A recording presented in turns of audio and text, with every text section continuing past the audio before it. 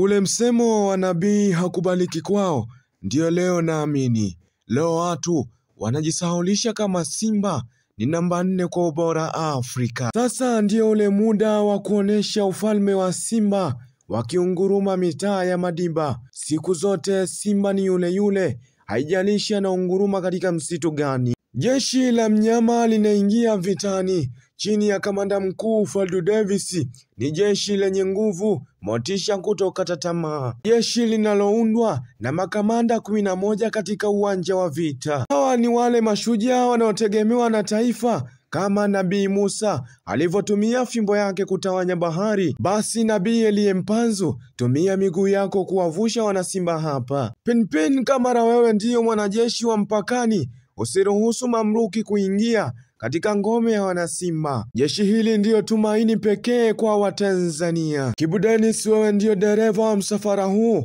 uliyebeba mioyo ya wanasimba. Kapteni, simu inaita kwa upande wako. Mashabiki wa Simba amesema hawaishi hapa. Nendeni mkaipambanie Simba. Simba hawaishi hapa, chini ya msemaji wao wa kimataifa Ahmed Ally. Kila laheri mnyama, taifa linakuangalia.